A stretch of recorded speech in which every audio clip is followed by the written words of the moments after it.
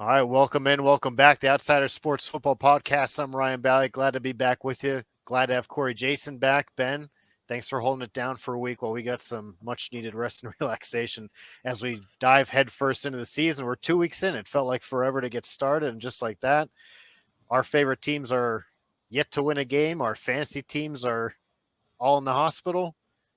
This is so much fun. This is what we waited for.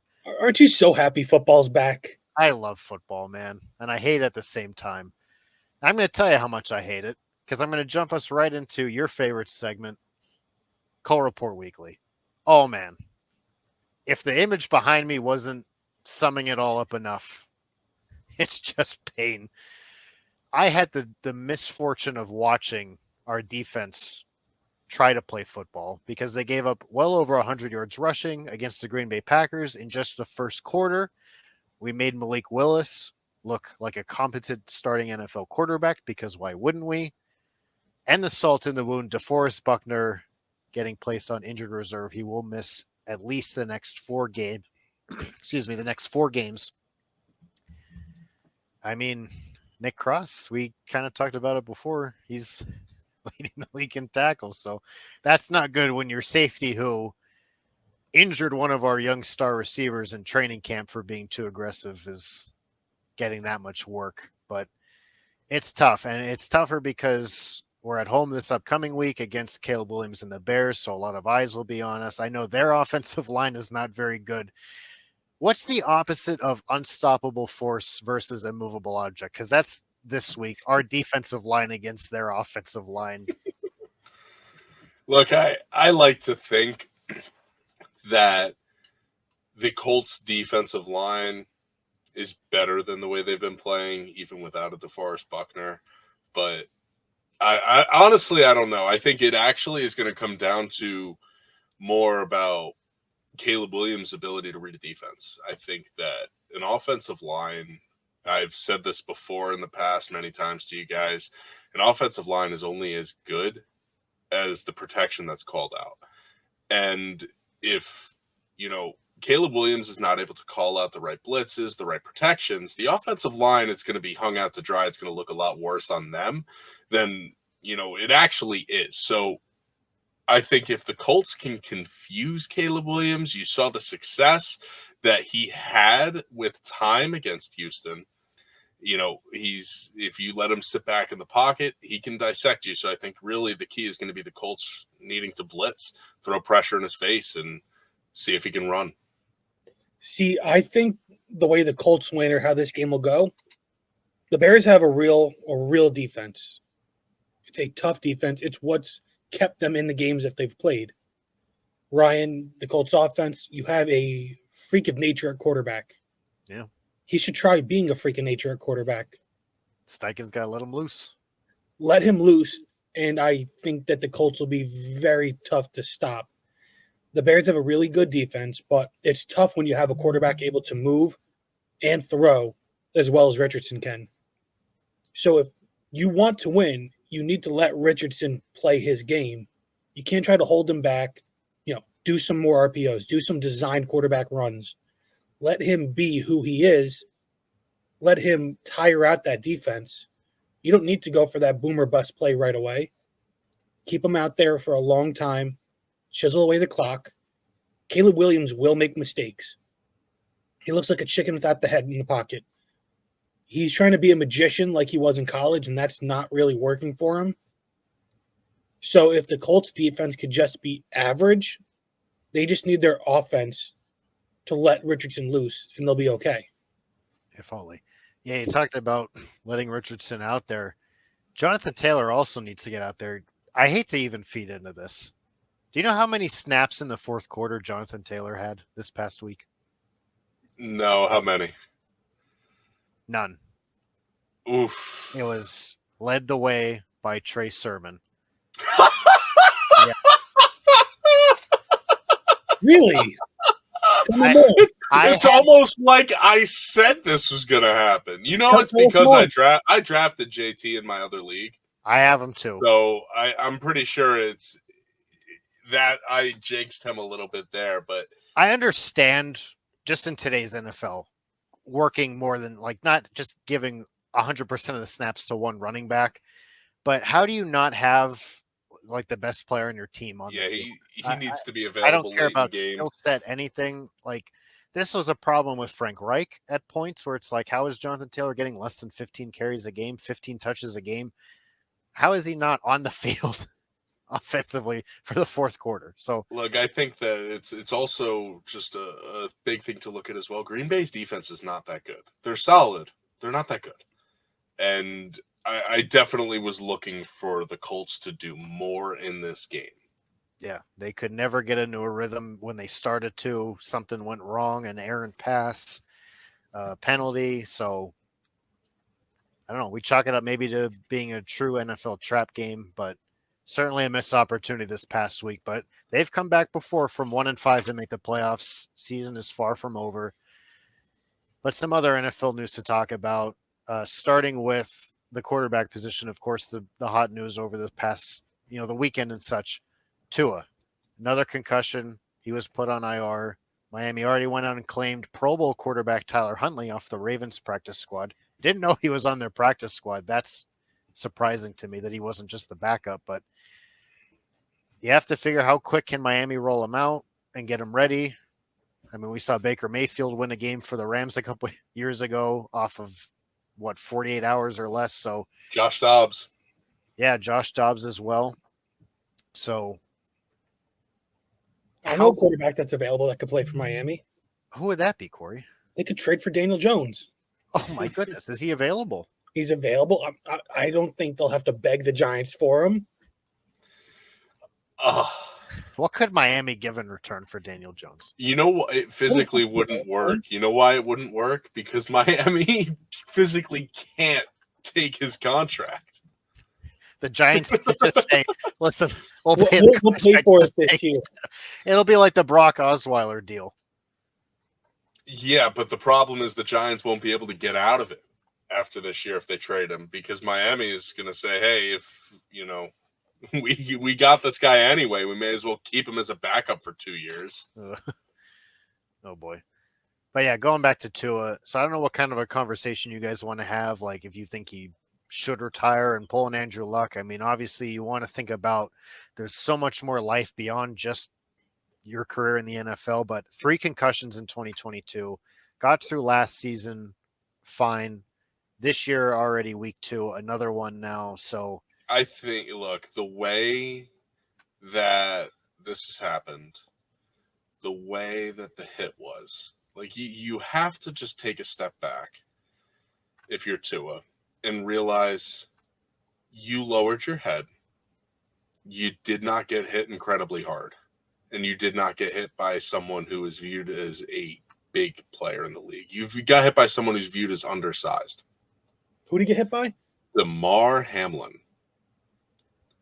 It's just one of those things. You just got to realize it's time. And as someone who played football, high school, college, that's all I have. And I'm not a freak athlete like these guys, but I was done, tried to come back and play a couple of years ago, like semi-pro. Just wasn't able to do it. I wasn't able to work on it, and it wasn't able to make it work. For Tua, you just have to realize that you're not going to be able to make this work. You're not going to be able to keep yourself healthy. And at the end of the day, I heard a lot of former NFL players talking about this. You can get your knee replaced. You can get body parts replaced. You can't replace the head. You can't replace your brain. It's a tough thing to, come to terms with, but it's just got to be time, because at this point, you're scared anytime this guy's getting tapped on the head. And unless you're putting a quarterback in a red jersey for game days, which that's never going to happen, it's time for Tua to make his way over to flag. I mean, you can say what you want. Ryan can say what he wants. I can say what I want. There's only one person that can make this decision, and that's Tua. He's going to talk with his family, the team, doctors. He's got people a lot smarter than us in his ear. I know it's hard to give it up. I'm sure it's an impossible decision. But we also have to realize that him getting hurt was solely and completely on him and his stupid decision to not slide. Not I don't even want, not slide. He lowered his head and ran into the guy. which how when you watch a quarterback and they dive forward, they're not sliding. Are we not screaming how stupid they are because of the dangers? I'm not going to say it's deserved because it's not, but like you reap what you sow. If you're going to lead with your neck and your head, you're going to get hurt, and you again not deserve, but that is the consequence of your own actions. DeMar Hamlin did not try to hit him hard. No, he didn't. I He think was almost like pulling up, the and irony that's of what it makes being this. Hamlin, though, Well, yeah, but look, it's besides the fact that Tua made a dumb decision. Yeah, you know what? This was all on him. It wasn't someone else bringing it on him. But at the same time, like someone in his family, like yeah, you're right, Corey. Only Tua can make that decision. And you know what? When you have the opportunity to bring your family generational wealth, it's really hard to turn down. It really is. And the injury settlement I read would be 140 something $million, if not more, if he does choose to retire. Which I don't know about you guys. That's pretty that's generous. enough compensation there. But again, it's something that he's done his whole life. It's what he's good at. You're right, Corey. It's only a decision that Tua can make. Someone in his family needs to tell this guy, and ultimately it's his life. He's going to live it how he wants, but he needs to realize that he is actually one hit away from being completely brain dead, and not even a big hit. Like he is. Like it is to the point now where the guy gets tapped and you see his whole body going through it. Yeah, It's not a knock on Tua. It's just the fact that we're talking life or death at this point. what type of example is he setting for his younger brother, who's now he went to camp with the Dolphins. Now he's in the CFL in Canada. What type of example is he setting for his younger brother, where he can do all these things, but you don't want to play through serious injuries? So you're not only thinking of yourself, you're thinking of your family, the younger kids, the generation after you, where they're seeing you go through this. Sometimes being that martyr where you hang it up early due to this type of stuff. I know, we brought up Andrew Luck earlier. It's a little different because that was, due to mismanaged offensive line giving him injuries like a car accident. Mhm. This is, Tua just on himself with a head injury. Luck is fine. Tua, who knows, one more hit, he'll be Antonio Brown. I don't even want to say that as a joke. I'm just saying he could get seriously messed up. We saw what happened pre and post Vontez Burfict hit on Antonio Brown and how that changed his whole personality. Tua's right in line with that if he gets another serious hit. Now, him being put on IR, I'm hoping that this is something you can heal from, but them not giving him a timetable to be back is important. I think the Dolphins are handling this the right way, and that all goes to McDaniel to me. I think he is running this organization the right way. He clearly cares, but I would love to see Tua back out there again. I think Tua stood up to a lot of odds. He was discounted. He was out.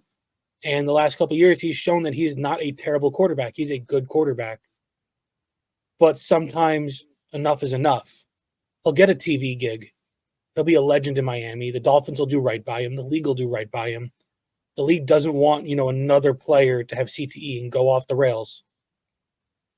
But it all goes down to Tua. And, he's in his mid to late 20s. You think you're invincible. He doesn't think this will ever happen again. But it could. And it's dangerous. So we'll see what he decides, but I don't think we'll know for a while. Yeah, it'll come down to his decision. I thought I had already seen that he doesn't plan to retire now, some time off and talking with family. I'm hearing week 8. Yeah, That's when he's eligible to come back. Mm-hmm. But I think he'll take the year off and try to come back next year. Yeah, certainly the circumstances, like I know I mentioned Andrew Luck walking away because of all these injuries. And, I think of players like Tim Patrick.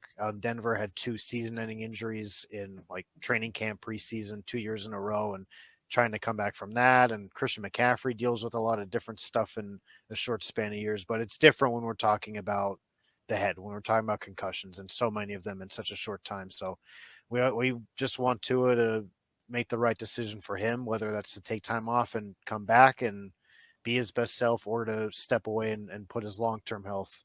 Um, that's all we could hope for.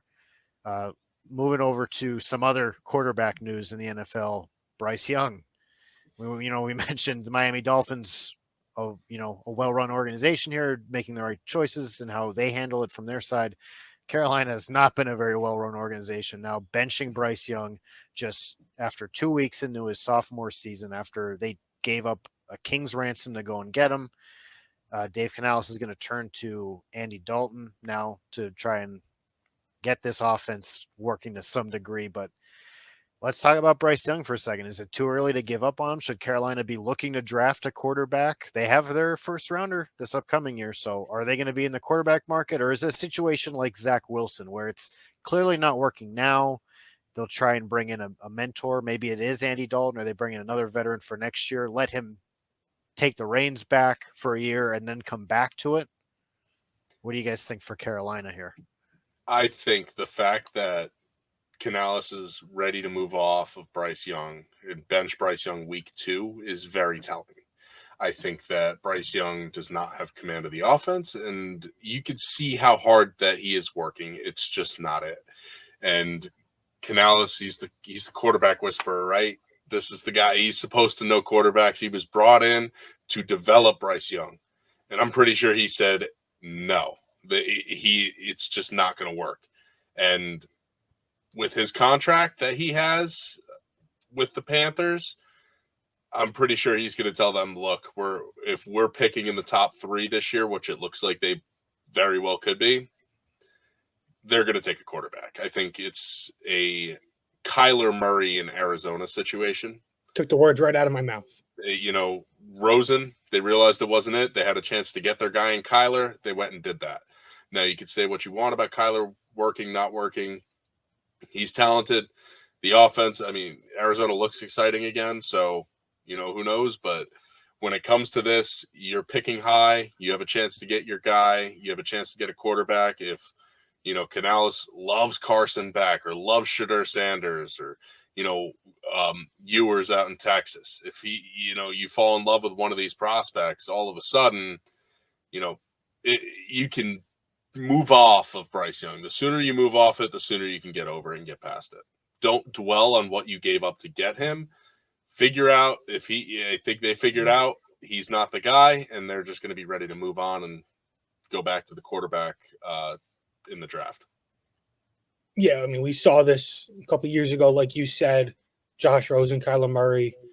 And to take that even a step further, Canales benched him because if he tied his, career to the Bryce Young ship, he was going down with him. I don't think he would have survived the year if he kept Bryce Young at quarterback. He would, just because of the amount of money that Carolina has to pay him, and they're pretty much locked in with his contract. It doesn't count against the cap. It sucks, but I'm pretty sure the Giants are still paying Ben McAdoo, so they can still pay him and keep that off to the side. But Canales knows that he was facing 0-16 down the barrel. The Giants is possibly the only winnable game on that schedule, and I think both teams look at that and think that. The Panthers are in for a rough year. Dalton's a veteran. Dalton's made the playoffs. He's been able to quarterback a team to the playoffs. Now, he's not the same as he was, but he's got to be better. Bryce Young looks like he's got no idea what's going on. Doesn't look like he belongs. Now, a lot of people thought that this might end up being the case. His height, arm strength, it didn't seem like he was able to process as well in college just because he won in the college level.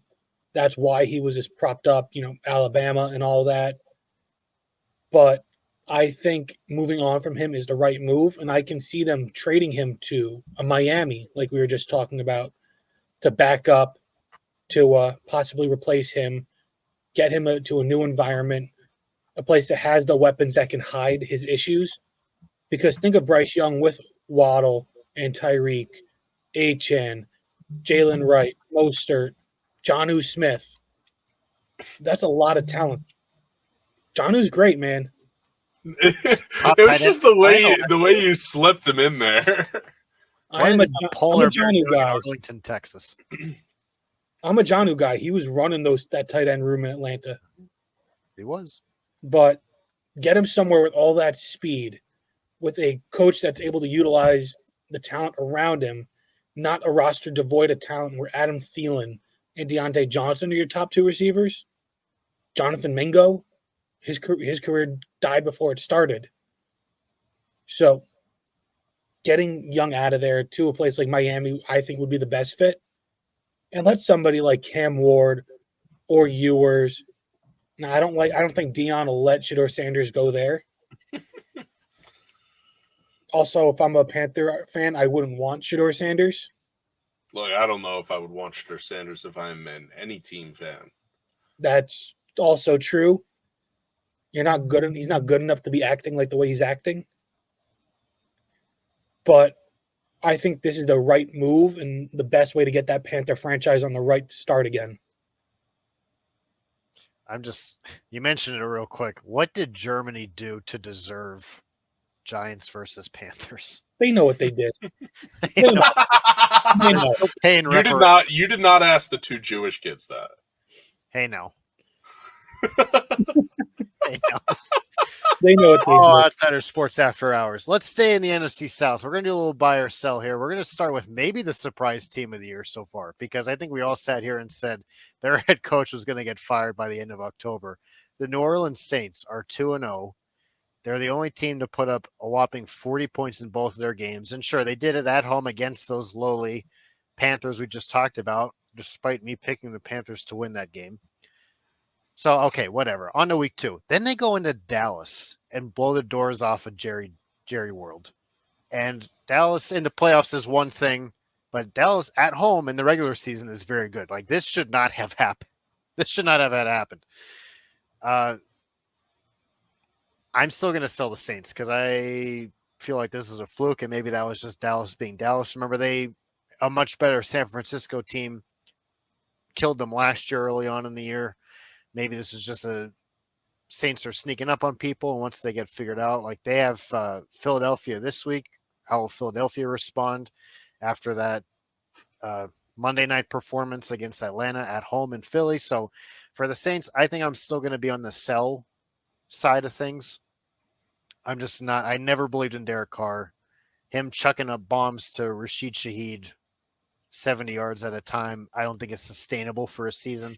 So I'm ready to be wrong, but I'm going to sell the New Orleans Saints for right now. See, I'm very torn here because I'm not quite ready to buy because one of those games was against the Panthers.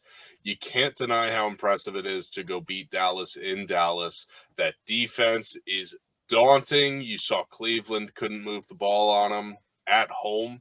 Now it was in Dallas, and New Orleans just had their way with them. And to be honest with you, I thought Dallas's defense looked great against Cleveland. So yeah, I'm very impressed with what the Saints did. It's just it's too soon. You know, it's not sustainable. Derek Carr is not going to score points on every single drive he has. And that is what has happened so far. I believe it's the first 15 drives of the season with Derek Carr. The Saints have scored points on every single one of them. Now, we were talking a bit off the pod before we got rolling here. Derek Carr has had some years, man. He has had some years where he can get stuff done. If Alvin Kamara is the weapon that he appears to be still, and these wide receivers, you know, you're talking about Rashid Shaheed. Well, Chris Olave is still a really talented guy as well. It appears that Carr has a bit of a vendetta against Olave, but, you know, I know a lot of Olave fantasy owners feel that way, but when it comes to the Saints, I need to see more, and this week is a big one because if you're legit, you should win this week. I know Philadelphia is a good team. I know Philadelphia is, they've got the weapons and everything. This is in New Orleans. The Saints should be able to come out and get a win here if they are legit. Now, I'm not going to be quite ready to sell them either if they can't, but the Eagles' defense has not looked good. The secondary has been porous once again. This is an opportunity. I think this is the week where you can really determine if you should buy or sell on them. Where's the Super Bowl this year? New Orleans. Just saying, I'm buying the Saints. Saints to the Super Bowl, Saints to the moon. Best team in football right now. Nobody better. Raheed Shaheed. He has been a godsend to that team. Their ability to use him. I would like Jawan Johnson to get a little more usage, a little less Taysom Hill, maybe. We don't need to see him out there, right? But the only thing that will stop the Saints is Derek Carr's AC joint. Remember last year, that's why they were so bad. He hurt his AC joint in the first week or two of the season, and it was just never the same. He played through it, couldn't throw. Now he's finally got a fully healthy offseason to get back to it. He's able to throw the bombs like we used to see him throw. Why can't we buy the Saints? We talked going into the season how the NFC South was, anybody can take it, whether it was the Saints, the Bucks, the Falcons. We thought any of those three and only those three teams could win that division. But why not the Saints? Why not? We saw the Bucks come and surprise people. We've seen the Falcons. We've seen the Seahawks do it. Why can't the Saints come out of nowhere and be this team? They're not in a tough division. They're not in a tough conference. They beat the best team, I think, in the conference in Dallas right now. Then you have the Niners who are banged up. Philly doesn't know which way is up. So why can't it be the Saints right now coming out of the NFC? I'm all in on them. All right, he's buying the Saints. Let's talk about another team. I think at least I am surprised to see that they're 2-0. It's the Minnesota Vikings with Sam Darnold. They just beat the San Francisco 49ers at home, in Minnesota at home, this past week. This is a team that I'm going to buy, actually. This wasn't a team I was high on coming into the season, but Sam Darnold looks like maybe a little bit of a resurgence. Certainly having the best receiver in football helps. Catching and running in 97 yards out for a touchdown certainly takes the pressure off of Darnold. But no Jordan Addison this past week either. Yeah, Hawkinson yet to return too as well. So this is a team that will get better just by getting healthy as the season rolls along. I think I'm just looking through their schedule real quick. Tough matchups, obviously, when you're playing Detroit and Green Bay. That could be tough. But some of these other matchups, like they play Atlanta, Arizona. They have a 3-game, let's make it a 4-game stretch. The Rams towards the end of October, how healthy will they be at that point? Then the Colts, the Jaguars, the Titans, all teams that are right now 0-2. So the Vikings schedule certainly allows for them to win a lot more games. This was a playoff team a couple years ago. I've turned ship on Minnesota right now. I'll buy them to at least get a wild card spot. But we just saw the Lions at home drop one to Tampa Bay that I didn't think they would. So Lions aren't perfect yet either. Maybe the Vikings back to being atop the NFC North. Yeah, look, I said to you guys before the season started, I was high on the Vikings when we were previewing the NFC North. I told you guys Kevin O'Connell is a great coach, and Sam Darnold with Kevin O'Connell was going to create problems in the NFC. With the NFC as weak as it is at this point compared to the AFC, there's a lot of opportunity. I'm 100% buying the Vikings. I think defensively they've shown me a lot more that I wanted to see. I think Flores has done a great job with the defense. I think that they have gotten significantly better from that team we saw in the playoffs that lost to the Giants, that had Daniel Jones torch them in the playoffs. So, I'm definitely high on the Vikings. I think that, like you said, they're just going to get healthier on the offensive side of the ball as well. So things are looking up. I think Sam Darnold is putting it together. He did it against his former team. So, Kyle Shanahan and company, they should know Sam Darnold as well as anybody because they're the ones who apparently resurrected him and gave him this chance. So look out. The Vikings, they could be very dangerous, and they could do very well what a lot of people were thinking the Bears were going to do this season. I want to paint a picture.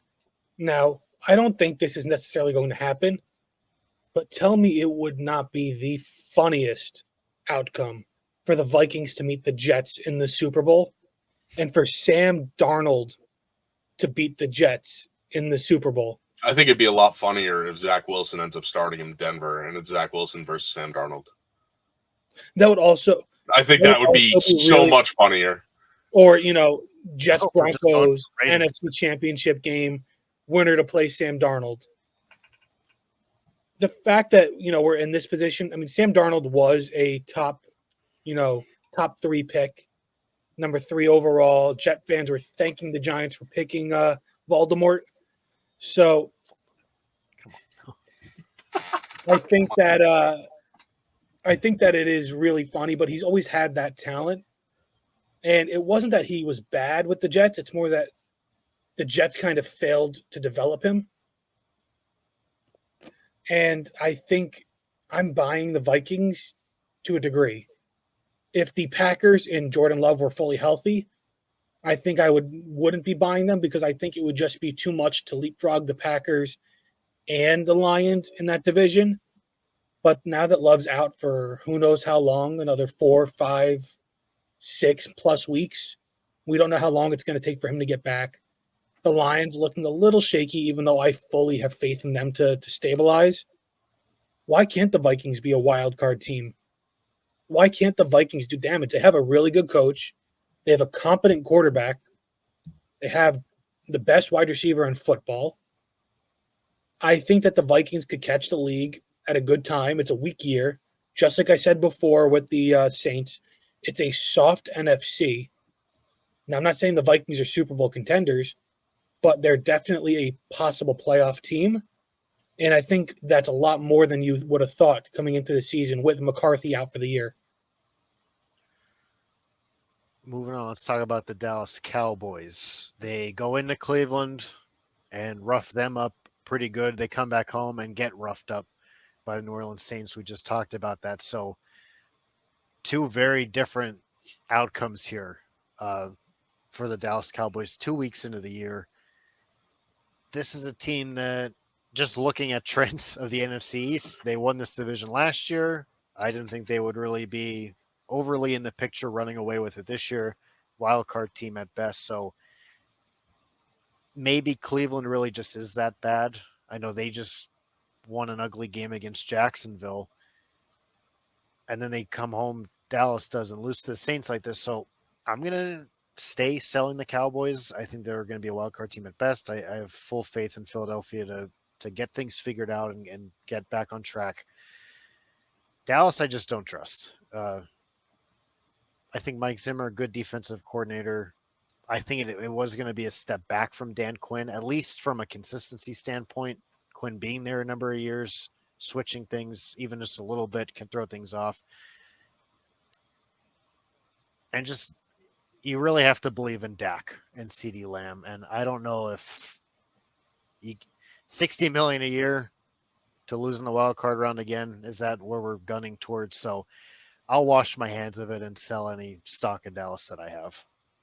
Yeah, I'm selling too because, look, we're talking high on the Saints.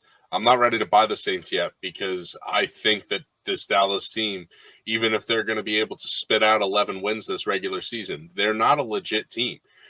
When they can focus on football, I'll pay attention to the Dallas Cowboys again because, you know what, I'm tired of all this with Dak's contract, CeeDee's contract. Everybody's saying we're here to focus on football, and then you've got Micah Parsons doing podcasts and stuff with CJ Stroud all off season. Like, when Micah Parsons can actually put his money where his mouth is and focus on football, I will pay attention to the Cowboys. Like, your defense at home just got torched by Derek Carr. Like, think about that. That's all that needs to be said. Selling the Cowboys, I'm not overreacting to 1 week. I'm just not going to overreact to the 4 weeks after that they put up when, they have the Ravens coming at home, a struggling Ravens team. They beat them. Everything's back on course. And then they go roll the Giants on Thursday night.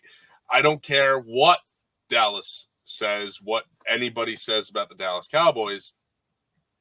They're not a legit team. I'm selling the Cowboys. They may be a playoff team still, but that's not saying much in the NFC. If this was last year or next year, I'd be buying them. But we know nobody wins this division 2 years in a row. So I'm kind of forced to sell them. Now, I also would sell the Eagles so that I kind of have to buy Washington, the first place Washington Commanders as it stands right now. Eagles, again, they've lost 9 of their last 11, I believe. They look lost. Sirianni looks like a dead man walking. Mike McCarthy should have been a dead man walking the last 2 years. I have a lot more faith in Mike McCarthy as a head coach than Nick Sirianni, though. Nick I do. Sirianni, especially too. after that Monday night game against Atlanta, that might have been one of the worst coaching exhibitions I have ever seen. I agree, but I also have absolutely no faith in Mike McCarthy as a head coach as it is. Shows you how much faith I have in Sirianni. But I thought losing Dan Quinn, who had 1 foot out the door all year last year, and bringing in Mike Zimmer, I thought the defense was going to be a lot better. Their run defense was non-existent. Kamara ran all over them. They couldn't stop a screen to save their life. It was embarrassing. That's not what teams that can win the Super Bowl do. Do the Chiefs get blown out like this ever? Do the Niners, who went to the Super Bowl, when the Eagles went to the Super Bowl the year before, did they get blown out like this in any game? I'm pretty sure the Ravens took it to San Fran last year in San Fran. Yeah, but I think that was an injury game. I don't care if they got blown out. Yeah. That's what you asked. I meant more, when you have the full team. The Cowboys aren't hurting. They have their quarterback. They have their receiver. They have their defense. Diggs is back. It was a bad showing. So I kind of want to sell them again. I think they'll be a playoff team. I think they'll be okay. But I think paying Dak and paying CD, they made the mistake again. They were at this crossroads years ago where they had to pay Amari Cooper, Dak, and Zeke. And they chose to pay Dak and Zeke and let Cooper walk. Well, they paid Cooper and then traded him. Right. Yes. But they didn't keep Cooper. So I think they made that mistake again. You paid CD, who I think they should have let walk. You paid Dak. How can you pay Parsons now? And I think a lot of this is causing issues in the locker room. We saw coming out of that game that Zimmer and Parsons had some disagreements about whose fault it was. So I think it's going to be interesting to see how the Cowboys bounce back, because they don't look like they're on another level than everybody else. They look like they're just an average to good team that could lose to anybody, but they can also beat anybody, which is nice, but that's not where you want to be if you want to win the Super Bowl. Fair. Let's stay in the NFC one more time. The Tampa Bay Buccaneers, 2-0. They've won this division the last couple years, the lowly NFC South, but right now it seems like they just are that team in that division. I know the Saints are kind of surprising, but this is a team that beat Philadelphia last year, had a great game with Detroit in the playoffs in the divisional round. They come back here week 2, go into Detroit and finish the job. They beat the Lions, so they've shown now they can kind of punch up. We kind of viewed, I think, Tampa Bay as kind of a tier down from San Francisco, Detroit, pick whichever who you want to believe in the East, whether it's the Eagles, Cowboys, on that top tier. They've shown they could go and punch up now. So I'm ready to put Tampa Bay sort of into that picture that they'll win this division and not just be the 4th seed. I think they could kind of get the NFC South home playoff game beyond just hosting the best of the wildcard teams, hosting a Dallas, hosting a Philadelphia. I think they could go get an easier matchup against a surprise wildcard team, take care of business, and move on. So to sum it up, I'll buy Tampa Bay, and I think they're going to continue to have a good season here. Is Baker the MVP frontrunner right now? Is it between him, Carr, and Darnold? Yeah. Yeah, so I'd vote Baker just because I like him. I never liked the others. See, I feel like I'd go with Darnold. See, I'd go with Carr. All right, we're all See, the reason All I'm right. thinking Darnold there, though, is because look at the transition of Minnesota from last year to this year, right? Like, big difference. Big difference. Granted, I mean, you could say the same thing probably for every one of these teams if you take their starting quarterback out. I'm happy with the Bucks. I'm buying the Bucks 100%. I think that they were my early pick before the season. I think I picked them to win this division again because I honestly believe that they are the champions. They're the ones who have owned this division as of late, and until someone shows me that they could beat them, I think that's a very impressive win in Detroit, especially that's a revenge game from last year in the playoffs. So it was impressive to see. And look, I mean, you've got Broncos at home this week. That's a winnable game. Then you've got Philly coming in to Tampa after that before they head to Atlanta. I could see the Bucks, they shouldn't be any worse than 4-1 outside of that stretch. And they very well could be running for top team in the NFC, especially if San Francisco can't get it together. I'm buying the Bucks. They're pesky. I think they can beat anybody. I just don't know if they have enough to go over the top and win the Super Bowl. Saints Bucks will be great matchups when they play each other. I'm excited to see that. But I'm buying Tampa. I love Baker. I just think of that Charles Barkley meme. Chris Paul, Steve Nash must see TV. We said 3 words. Saints and Bucks. Y'all didn't say 3 words. You said make it quick. You said 3 words. All right, we're going to make it quick because next we move over to the AFC. The Cincinnati Bengals, I'm buying them. They've started 0-2 each of the last couple of years. Joe Burrow has not been good in the first handful of weeks since he's been a Cincinnati Bengal, yet they find a way to make it work. Remember, Jamar Chase sat out almost all of training camp, so as he continues to go through getting the reps in games, he'll continue to be more productive. T. Higgins there without the defense. I mean, that Cam Taylor-Britt interception was that nice. was unbelievable. That was, I think this defense, Lou Anarumo, is still one of the better defensive minds. I think he'll definitely be a head coaching candidate for the upcoming carousel of head coaches this winter. I'm buying the Bengals. To me, they're still a championship contender. Like we said with Minnesota, they're going to continue to get better just by getting healthy and getting in shape. Yeah, I'm buying the Bengals too. And the biggest reason why I'm buying the Bengals is because the rest of the division hasn't been that great to begin with either. The fact that Baltimore is starting 0-2 as well is a huge advantage. Pittsburgh being 2-0, it's not going to concern you. Like, if you're Cincinnati and you were told one team in the division was 2-0, that's not you, they would have chosen Pittsburgh. And for that, the reason for that is because they know they can make up that ground. They still control their own destiny. They can still win those 2 games and be fine. But I think that, Baltimore's going to eventually turn it on. Like you said, Ryan, I think history repeats itself more times than not.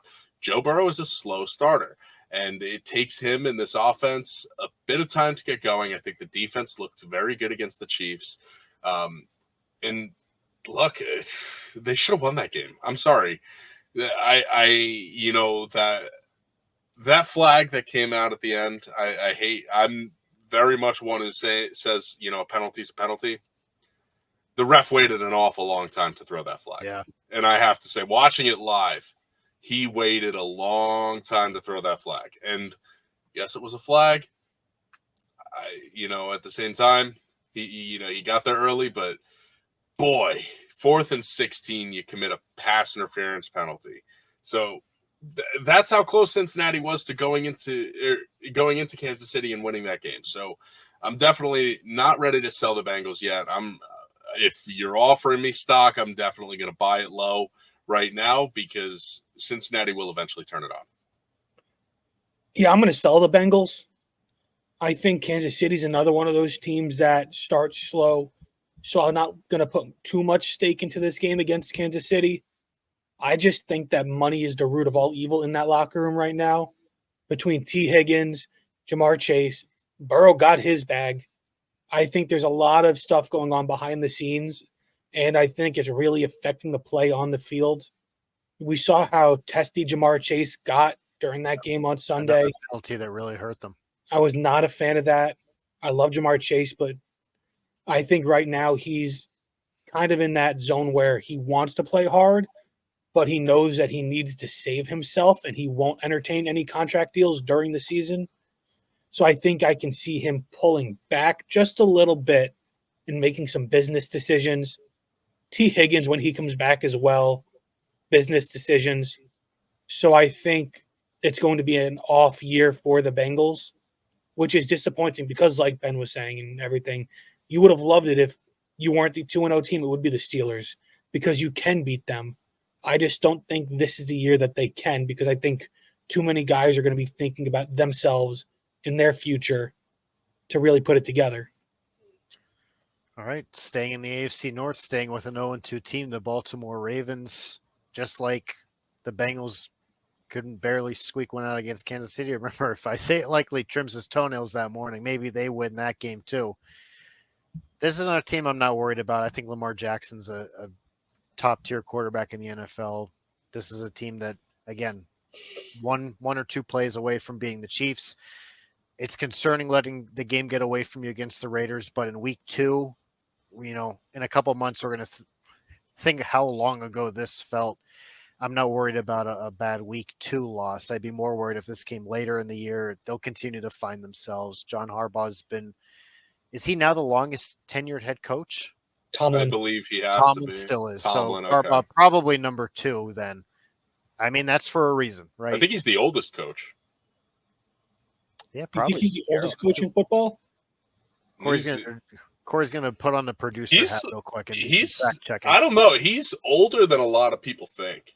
He looks great for his age. I'm pretty sure he's like. Are you 60. forgetting about a certain Kansas City Chiefs coach? Okay, so he's the second oldest. They showed the graphic on the opener, I think. I believe Andy Reid is 74. Andy Reid is 65. 65. Jeez, really? And then Harbaugh is 59. 61. 61. Okay. Well, either way, look, I'm actually a bit more concerned about the Ravens than the Bengals, and it's strictly schedule based. That was a game they needed to win against the Raiders at home opener. You lose that one. Now you've got to go to Dallas. You invite the Bills in, and then you go to Cincinnati. They could be 1-4. And, the Ravens offense, yes, it's explosive. I have questions about their ability to move the ball still when they're behind. When you can't run the ball as much, when you become one-dimensional, we saw what the Chiefs were able to do. I think that they're having a bit of a hangover from last season. This is very similar to the way the season played out after Lamar's MVP year. The Ravens were a huge letdown. And I feel like they're setting this up for that. I'm selling the Ravens. I don't think that we're going to look back on this and say, oh, what if? I think we are going to look back and say, what if? Because they're not going to be able to recover. I think that there are too many tough games as opposed to Cincinnati, who gets to play a fourth-place schedule. The Ravens have to play a first-place schedule. So there's definitely a lot more concern on my end. I'm ready to sell the Ravens. I'm buying Baltimore. I think it's just stupid to bet against Lamar. I think he's one of the few quarterbacks in the league that can take a bad team and make them good because of his playmaking ability. I think they need to take a little bit longer to gel and realize that Lamar doesn't need to run all the time. You saw that Hail Mary that he decided to just run instead of throw against the Raiders. And if he just broke one tackle instead of pitching it back, I think he would have got it. I think he should have just kept running straight. He would have scored. That's what I'm saying. He definitely one-on-one in the open field as opposed to pitching it back where he's got to beat 10 guys. So you have 2 games on the very last play that the Ravens choked it away. So I think they're going to be fine. The tide will turn. I have faith. Like, would any of us be surprised if they went and ripped off 8 wins in a row now? No, and look, they're fully capable of beating the Cowboys, beating the Bills, and beating the Bengals. It's just when you lose, you have in the NFL. Obviously, yes, there are trap games. You don't always win them, but you have to win games like the Raiders, especially when you're the Ravens. You're playing a first place schedule. You're not getting many of these games against lesser teams. You I thought that have was to a take trap game, advantage. though. So that's why I'm not knocking them too much. I thought they were on upset alert coming into the week. I thought it was a trap game for them. After the Chiefs, before I believe the Cowboys is who they Yep. play Yeah, in Dallas next week. in Dallas. I think it was a trap game. So I'm not going to put too much stake in it. I think the Ravens will be fine. All right, let's talk about now. How much younger is Jim? Jim Harbaugh? We get that? How old is Jim Harbaugh? Because we're going to talk about the Chargers real quick. This is a team that I'm going to sell. I didn't fully believe in them for he's sick or only. Oh, I thought he was younger than. Okay. This is a team that I wasn't fully sold on coming into the year. I thought the rebuild would take a little bit longer. Obviously, the weapons. J.K. Dobbins has been very good. J.K. one leg. Picked him up in fantasy real quick, and we'll have to start him this year or this week. So I'm hoping he does well against Pittsburgh, but I don't know if this is a game they win.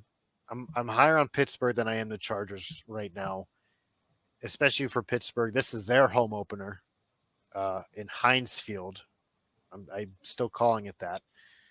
Not Acrisure Stadium. These stupid corporate sponsors ruining names. Heinz was the corporate sponsor. I know, but it was like fun. Like, oh, it's named after a ketchup. Like, what is Acrisure? Well, dental insurance. You know what's? I have to say, because when I was a little kid watching the Pittsburgh Steelers, Heinz Ward was playing for them. And I thought they named the stadium after him. That's funny. But I think the Chargers benefited just from easy schedule. Like the Raiders, yeah, and then you turn around and you get to play the Panthers. So this is a team that I don't know. It's kind of the Saints. Like I know the Saints had a very good performance in Dallas against a good team, and we thought a good team. So, but I'm still kind of surprised they're 2-0. The Chargers kind of the other way. I'm not surprised they're 2-0, but these are probably 2 wins I gave them out of like the 5 or 6 I gave them on the year. So I'm going to sell the Chargers on a high note and make a profit, and I'll go buy more Cincinnati Bengals stocks with that. Yeah, look, I'm selling the Chargers too. I don't know if I ever had any Chargers stock this year, to be honest with you. But yeah, the first 2 games we had them marked as wins. And look, I think this week the biggest thing that's they have going against them, that's back-to-back weeks of going to the East Coast. And I know Pittsburgh, they're Eastern time zone, so we're still going to call them East Coast. That's just a tough break in the schedule. So you had a little bit of a break early. Pittsburgh will be tough. This is a tougher defense. They're, going to have to actually rely on a bit more. Justin Herbert may have to throw the ball a little bit, but moving forward as a whole for the Chargers, I wouldn't be surprised that, if we look at them in 7 weeks and they're 3-6. I'm selling the Chargers. I don't have faith. I don't think they're the best team in their division. I don't even think they're the second best team. They better be thankful for the Broncos because that's keeping them from being the bottom. I think that their future is bright. I just think that it's going to take a year or 2 to really build that Harbaugh bedrock. And even then, he needs to show that he can adapt to the NFL because in college, he was doing some shady stuff in order to get to the top of the game there. So we'll see how he can do that with the NFL. But his San Francisco seasons were nothing to snub at. No. But that was also 10 plus years ago. With Colin Kaepernick. Colin Kaepernick was kind of that start for the running quarterback game. not many quarterbacks were running out of the pocket like he was. Now, if you don't have a quarterback like that, you're not really going to be successful if you're not able to move outside the pocket and run. So I think the game has changed that way. He kind of started that, but can he adapt to how the modern NFL is? He was able to do that as the head coach of that team, but can he stop it? And I'm just not sure he can do that this year. So I'm out on the Chargers. All right. Clean sweep out on the Chargers despite the 2-0 start. Let's run through real quick. Outsiders of the week, shining that spotlight on the players whose names aren't necessarily known in households across the country. For me, offensively, this one stings a little bit, but it just makes sense. Malik Willis, backup quarterback for the Green Bay Packers, thrust into action with the Jordan Love injury. Looked like a competent player, despite Green Bay just trading for him just a few weeks prior. Did enough to help the Packers beat my Colts leading into that run game. So Malik Willis, I'm giving him a shout out after knocking him for 2 seasons out in Tennessee. Time to eat some crow on that one. Yeah, it's all about coaching, right? And Yeah. my outsider of the week on the offensive side of the ball, we're going Darnell Mooney, wide receiver in Atlanta. Everyone loves to talk about Kyle Pitts. Everyone loves to talk about Drake London. Well, yeah, everyone talks about Bijan Robinson and Tyler Algier. Darnell Mooney had a huge game against Philadelphia. He caught that long touchdown pass early on that gave Atlanta the lead, but then he also made that huge play that got them into the red zone inside of 2 minutes that set up the Drake London touchdown that put Atlanta on top. So I'm going Darnell Mooney. He had a huge week and really made some big plays in key moments. He only had 3 catches, but all 3 of those catches were huge. I'm going to go Bengals tight end Mike Gesicki. You might remember him from his Dolphin days, but a lot of injured tight ends in the league. I know I was starting Njoku until I couldn't anymore. Picked him up, streamed him, 7 receptions on 9 targets for 91 yards, 32-yard long. Just a solid day from somebody who you might have flown under the radar. I want to give him his props because he kind of brought himself back into relevance. Yeah. Good for the guy with the best gritty in the game. I'm staying in that game as we move to the defensive outsiders of the week. Shamari Connor. Joe Burrow late in the game, trying to get away from Chris Jones, and that Chiefs defensive front gets hit, loses the ball. Shamari Connor, the defensive back for Kansas City, to scoop, score, would ultimately be the game-winning play for the Kansas City Chiefs. That go-ahead touchdown late in that fourth quarter, a big-time opportunistic defensive score. Shamari Connor. Yeah, big time play by a big time player. My defensive outsider of the week, I'm going with Pat Jones, the second outside linebacker in Minnesota. Already, he's off to a great start this season. He has 4 sacks. He has a forced fumble already. That came against the San Francisco 49ers, in a day where, the offense isn't going to put up huge numbers. Pat Jones and the defense stepped up for Minnesota, shut down Kyle Shanahan's high-flying offense. He had 2 sacks, 5 total tackles, and a forced fumble in this one. A really big game for Pat Jones against a big-time team to help the Vikings get to 2-0. I'm going to go Cardinals outside linebacker Dennis Gardick. He had 6 tackles, 3 sacks, and a forced fumble in a dominating win by the Cardinals. Somebody who I know I haven't heard of much, and it's nice to see somebody really have a showing like this. All right, that's our outsiders of the week for week 2. Now we're going to wrap up today's show. Looking ahead to week 3, the matchups we're interested in earlier on Sunday. So my game is a 4:05 kickoff time out on the West Coast. The Miami Dolphins now without Tua, 1-1 they sit. Will it be Tyler Huntley? Will it be Skylar Thompson? They're going to go up to Seattle, a team I was high on coming in. They're 2-0 now. I kind of knocked the Chargers for being 2-0 for an easy schedule. So Seattle taking care of Denver and New England maybe isn't as an impressive 2-0. Now facing a team with a backup quarterback. But Seattle, an opportunity. Now when you start to talk about 3-0, 4-0, the further you get, the less it's just a fluke. It's tough to win long stretches of games and really go on a win streak. It's one thing to start 1-0, 2-0 against bad teams, but 3-0, 4-0, 5-0 shows you're a good team and you're going to be sticking around for a while, I think. So Miami and Seattle, let's see. Because Miami, if you're staring down 1-2 now without your quarterback and you can't adjust, put a fork in them early. Yeah, look, Ryan, it's a great point. It's hard to win in the NFL. The matchup I'm going with is actually the contradiction to your statement, because one of these teams is going to be 3-0, and I don't believe either of these teams has a chance of winning their division. Pittsburgh Steelers, Los Angeles Chargers. I think that the Steelers are going to end up winning this game, but, you know, two 2-0 teams, Harbaugh and Tomlin, two coaches that don't necessarily have an offensive or defensive specialty, but very well received leaders. Their players like playing for them. And, you know, look, Justin Fields, he's playing to try and win a job. He has had an extended audition. He's trying to win a job. I'm excited to see what he's going to do. I'm excited to see this Charger running game going up against the Steelers defense. There's just a lot of fun things and factors for this one. I'm going to go Lions at Cardinals, both teams 1-1. Both teams, had different types of aspirations for this year. Lions, we thought could be, a possible Super Bowl team. Cardinals, we weren't really sure what to make of. What was Kyler Murray going to be? Kyler Murray is going to be a good quarterback. I'm a little disappointed in how Goff has played. Cardinals defense isn't anything crazy. I'd like to see if the Lions could bounce back, but 2-1 versus 1-2 is a big difference between two possible playoff teams.